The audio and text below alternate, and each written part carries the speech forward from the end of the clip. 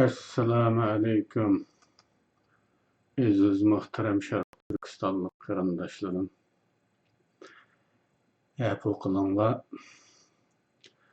Aldığınki videoda ahir çıkmaganlıkını inkaslarını uqtum. Anlap bakmaylı yollu bitip dikenme.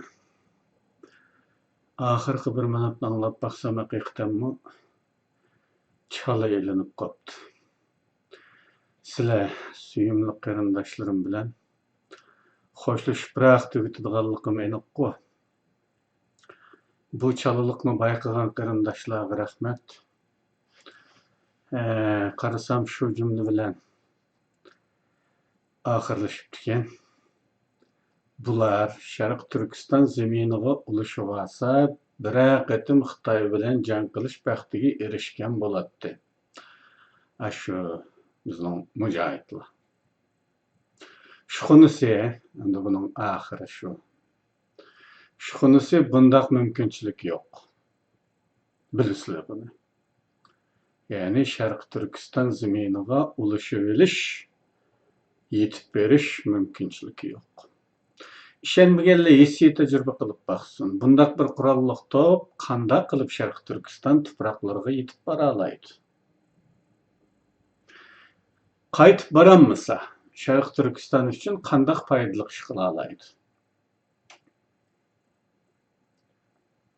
Bularını oyluşun.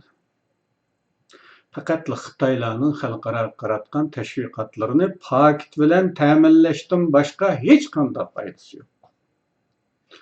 Burun degenimdek, bular O'rta Osiyo devletlerine yötkülüp şu yerde Xitayning maqsadlari için terörlük hareketlerine selinishi mümkün. Görünüşüp ularga paydalı görünüdü. Mesela şu vaqtımı dedim, Xitayning şirketleriga hücum qilishi mümkün. Xitayning elchixona konsulxonalariga hücum qilishi mümkün. Xitayning dükkanlariga hücum qilishi mümkün.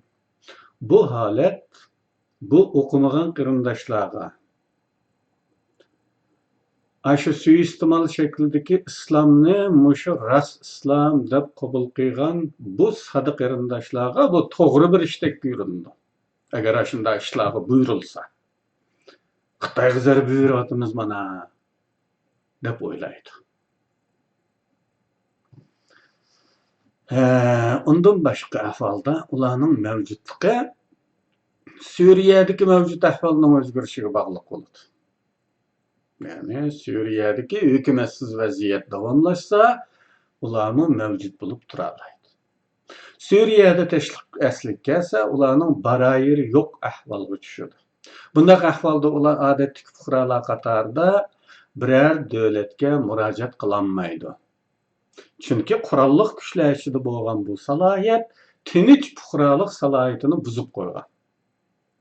Suriye'de davamlık turaverishi mümkün bo'lmaydi. Suriye'de barliqqa kelgan yangi hukumat ularni Xitoyga o'tkazib berishi mumkin. Xulosa shuki, agar bizga biror cho'ng kuch, cho'ng davlat yoki oq chiqsa, bu mujohidlarni foydali tarafga o'zgartgili bo'ladi. Ammo yanada foydalanishga sharoit yo'q bo'ladi shu chog'da. Bulunun faydalanadigan sharoit qanday bo'ldi? Xitoylar bilan bir cho'ng davlat urush holatiga o'tsa, Sharq Turkiston tuproqlarida bir urush yuz bersa, andın bu kuchdan foydalangan bo'ladi. Bundaq bir qo'lliq chiqmagan taqdirda bu kuchlarning mavjudligi faqat Xitoylar uchun amaliy paket, teşvikatlar için desmayi rol oynaydı. Bizge hiç qanday faydası bo'lmaydi. Bu fikrimga qo'shilmaydiganlar albatta tepiladi. Lekin ko'zni yumib olib tillamay, o tillaydiganlar qachon tillab chiqib bo'ldi-ku. Bilisizlar, o'zining kimligi noma'lum. Balki haramdan bo'lganlikdan ismini deyolmaydigandi. O salahiyetsiz tillaşlar, salahiyetsiz töhmetler, fikirler itibarsız oldu. Ne? Onun itibar kılışının ornu yok. İlgirimi dep öttüm, imzasız xat, her qandaq sotda Pakit rol oynayolmaydı. Şahit rolü oynayolmaydı. İmzasız olsa.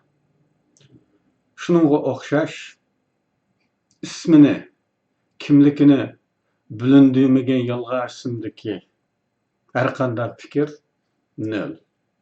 İtibar qilishning o'rni yo'q uning. Şuna közün jumvelip tıllamay bu qarindaşlarımız, eğer qarindaşlarımız olsa, sada qarindaşlarımızın nazarı tutup davatımen, ameliyatda Xitayning adamları qiladi bu ishni. Erkektek öz ismi bilen, köpçülük biladigan salohiyati bilan o'tirib chiqib, texmi mantiqilik sababları bo'lsa o'tirib qo'yib, foydalarini deb baqsa bo'ladi. Manda foydasi bor deb. Balkim men xatolashgandiman. Azmas Allah. Zaten bu meselede ben xatolashgan bo'lib chiqishni orzu qilaman. Lekin chora yo'q. Ameliyat bu. Yana shuni qistirib qo'yay. Jangchingning qalpoq zavodi bor deydigan bir gap borda, bir tagdi gap. Şu Jangchingning qalpoq zavodi bizning ba'zi suiiste'molchi dindorlarimizga miros qolgandek. Demeyle qalpoq giydirishga tirishadigan bizga diniy savod berishga tirishib, albatta bu jihatda savodimiz yetarlik emas, savod bersa bo'ladi. Ammo kuchinglarning yetishchi qurol kuchi va jang eti tayyorlanglar degan hadisdan va jihodga tayyorlanish haqidagi hadislardan xabarimiz bor. Jihodga tayyor turish har birimizning mo'minlik burchimiz bo'lib qolmay, yana besib olingan bir qavm bo'lish tarafidanmi burchimiz. Daim tayyor turishimiz kerak biz jangga. Tayyorlik qilish namozga o'xshash shaxsiy ibodat. Shaxsiy ibodat, uning jamoat foydasi yo'q. Boshqalarga foydasi yo'q. Agar mashq kamplarda elib berilsa, boshqalarga foydasi yo'q. Foydasi o'ziga yani. Hozirgidek ahvolda boshqa qarindoshlarga foydasi bo'lmayli qolmay, ziyni bor. Jihad tayyorligi fitna urushlariga qatnashishni o'z ichiga olish kerakmi, yo'q. Fitna urushlarini jihad deb xalqni aldab, odam bidikchilik qilish kerakmi, yo'q. Bularni o'ylabroq gap qilish kerak deb qarayman. Shundaqla texmi aniq shuki, texmi aniq yeri buni esinglar tutinglar saqal taraydiganlar. Bu temaning o'tirib qo'yilish g'oyasi hargizmi masalani diniy jihatdan to'g'ri yoki xato deb talish uchun emas. Balki amaliy foydasi bormi, yo'qmi? Ya'ni siyosiy jihatdan foydasi bormi, yo'qmi? Moddiy jihatdan foydasi bormi, yo'qmi deganni muhokama qo'yish uchun. Shunga menga qarshi fikr qilmoqchi bo'lganlarning masalani diniy prinsiplar bilan sharhlab avaro olmasligini umid qilaman. Bu jihatda talashadigan niyatim yo'q. Faqat amaliy foydalari bormi, yo'qmi? Siyosiy jihatdan, moddiy jihatdan men ko'rmay qolgan, his qilolmay qolgan foydalari bo'lsa, shularni desanglar bo'ladi. Endi ko'pchilikka bu yerda xayrlashaman. Yana bir qatim uzr. Kompyuterning qirib qolganligi sababidan videolar bo'lgan sir sifatsiz chiqyotidi. Balkim bir mezgil shuturib tursam bo'lgandek qilib turadi. Hammanglarga Allohga omonat. Alloh hammanglarning niyat qilgan buyuk ishlarida, ulug' ishlarida, foydali ishlarida, xayrli ishlarida muvaffaq qilsin. Xayr xo'sh, Allohga omonat.